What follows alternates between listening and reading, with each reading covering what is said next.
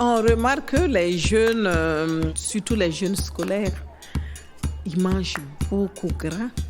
C'est ce qu'ils aiment et il y a la boisson sucrée et gazeuse. Ils en consomment beaucoup.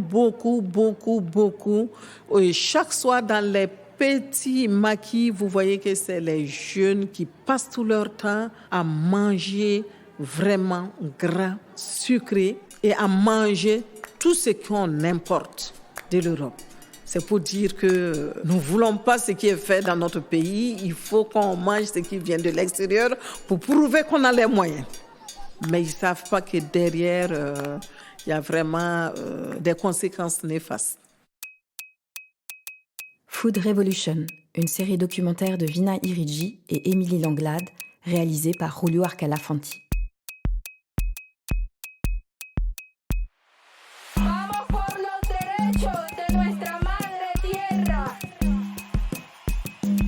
Manger est un acte politique. Ce que l'on met chaque jour dans nos assiettes, ce que l'on mange, détruit notre planète. L'agro-industrie a normalisé un système glouton, toxique, qui s'est emballé et ne prend soin que de son propre profit. Cette première saison, No Woman, No Food, partage la voix de 7 femmes du monde qui révolutionnent à leur échelle les systèmes alimentaires. Paysannes, activistes, gardiennes d'un héritage culinaire menacé, elles ont choisi de cultiver un autre rapport à la terre, à contre-courant du modèle dominant. Des histoires de rébellion, de résistance, de gastronomie, de révérence à la nature qui résonnent depuis 4 continents. La terre gronde, leur voix s'élève. La Food Revolution est en marche. Si vous voyez qu'en Afrique, c'est la femme qui est au four et au moulin.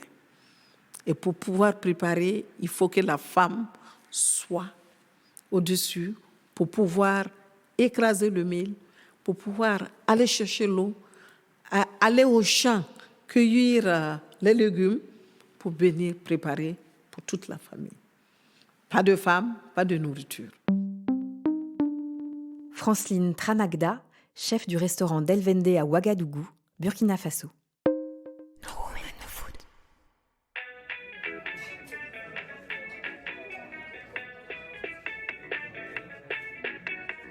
Actuellement, au niveau de Ouagadougou, au Burkina Faso, les gens se remettent en cause au niveau de la cuisine. Ils se disent qu'il faut qu'on retourne à la tradition.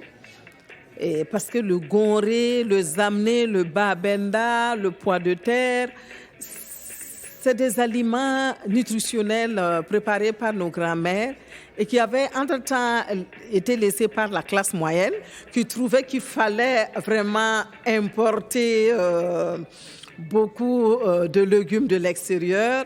Et ça fait la fierté. Quand on travaille, on a un salaire, on ne doit plus manger le gonré. Mais actuellement, avec les maladies, avec les légumes qui contiennent des OGM, avec des engrais, on a vu qu'il y a beaucoup qui souffrent de l'hypertension, il y a beaucoup qui souffrent de maladies diabétiques, de beaucoup de maladies.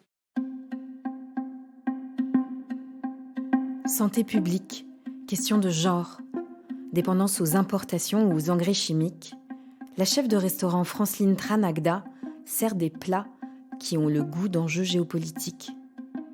La sociologie de la malbouffe au Burkina Faso est malheureusement la même dans toute l'Afrique de l'Ouest. Ce que l'on y mange rend malade. Révoltée par cette réalité ignorée, qui fait le beurre des multinationales et des ravages auprès des populations, cette chef d'entreprise s'attaque de façon pragmatique à la révolution du système alimentaire. Contre les produits industrialisés, rois du marketing, elle redonne l'appétit pour la cuisine traditionnelle burkinabé et la production agricole locale.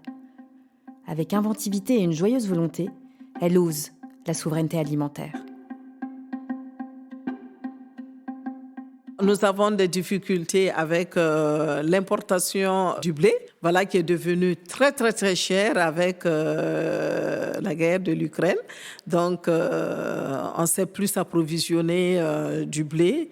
Pourtant, nous avons nos céréales que nous pouvons utiliser, tels que le maïs, nous pouvons l'utiliser pour faire le pain, sans passer par le blé. Et je sais qu'il y a une association, il y a une coopérative qui a commencé à faire la démonstration, à produire du pain à base de farine de maïs. Nous en produisons, mais ce sont des biscuits que nous produisons avec la farine de maïs, le sorgho blanc, le petit mil, le sorgho rouge et avec les tubercules.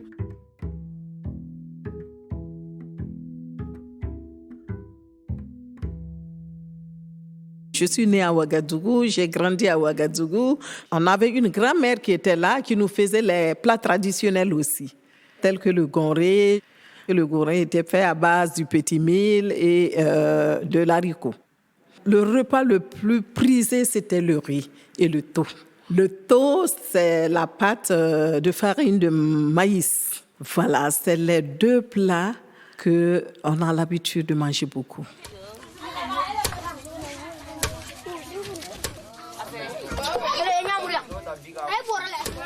J'allais à l'école, mais j'aimais faire la cuisine quand j'étais très, très jeune. Donc, j'ai appris tout doucement avec la maman, avec la fille de maison.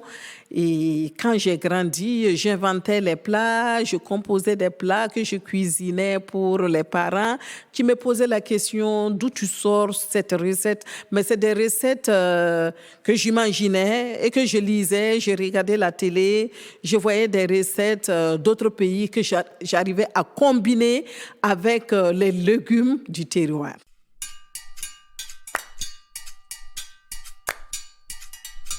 J'innove, j'écris. Je peux dire que je compose les mets. Il y a Oxfam qui organise chaque 2 ans un concours d'art culinaire. Et là, je vous dis, je compose les mets et chaque fois, je ressors avec le premier prix.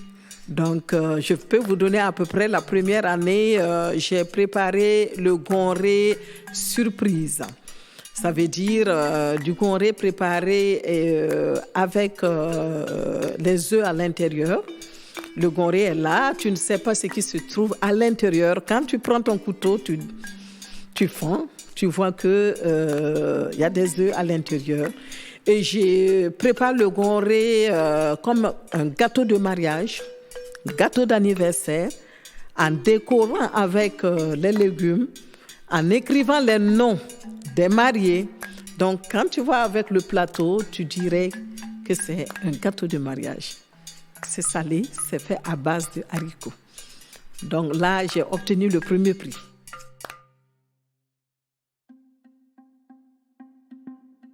Derrière l'originalité de ces plats, il ne s'agit pas seulement de la fierté de manger local, mais bien de poser le problème de fond. Qui nourrit sainement les Africains ? Pourquoi l'agriculture familiale, la plus à même de faire face aux enjeux alimentaires et climatiques, n'est pas celle soutenue par les politiques publiques ? Augmenter les importations de nourriture ou d'engrais ne peut assurer à long terme la sécurité alimentaire. L'illusion d'un modèle capitaliste globalisé. Chaque année, des pesticides et engrais interdits dans l'Union européenne, parce que trop toxiques, sont expédiés depuis le sol européen vers des pays où les réglementations sont plus permissives, comme l'Afrique. En mettant en valeur les légumes du pays et les circuits courts, la réappropriation gastronomique que propose Franceline est une stratégie impactante, à même de faire bouger toute une population.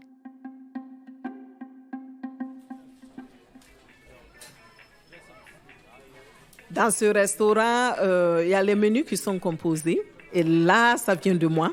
Par exemple, le week-end, on fait les mets traditionnels à la carte. Parce qu'il y a beaucoup de familles qui nous commandent le repas chaque week-end pour manger avec la famille. Parce que le gonré ça n'y est pas dans l'habitude des familles intellectuelles. Là. Les femmes ne savent pas le faire. Parce que je vous assure qu'actuellement, des milliers de couples, de jeunes couples, ne savent pas préparer les mets locaux.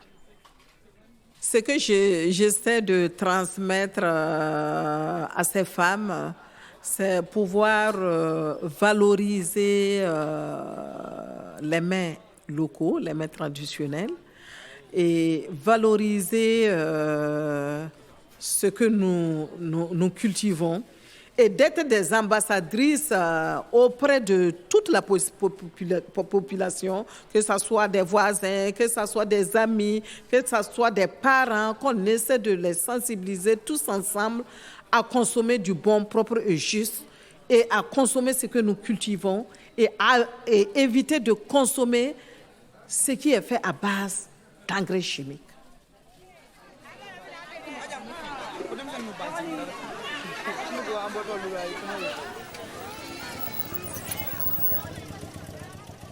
Nous travaillons en collaboration avec des jardiniers qui font du bio. C'est le travail en synergie. Eux, ils produisent, nous achetons pour la cuisine. On fait beaucoup attention parce qu'on se connaît un peu, on sait où se ravitailler. Parce que quand on part au marché pour pouvoir acheter, si vous ne faites pas attention, vous allez acheter des légumes qui sont cultivés à base de l'engrais chimique.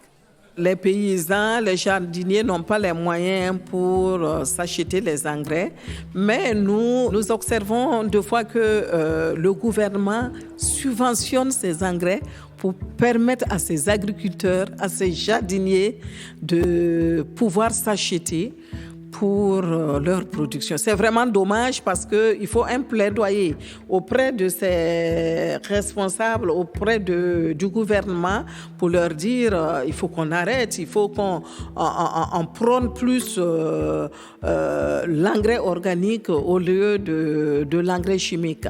Mais là, c'est un travail à longue haleine. On est là-dessus pour vraiment faire du plaidoyer auprès de ce gouvernement.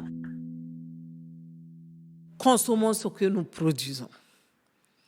Et il y a cet adage qui dit « l'enfant le plus intelligent achète les beignets de sa maman ». Ça veut dire que nous devons acheter ce que nous produisons, transformer ce que nous produisons et consommer ce que nous produisons. Cette série documentaire a été réalisée en coopération avec la Heinrich Böll Stiftung France lors du rassemblement de l'organisation Slow Food International à Turin. Création sonore et musique originale de Julio Arcala Fanti. La voix que vous entendez dans le générique qui soulève l'espoir des foules est celle de l'afro-colombienne Francia Marquez, activiste féministe pour le droit à la terre. Ce podcast Food Revolution est dédié à toutes ces activistes du monde.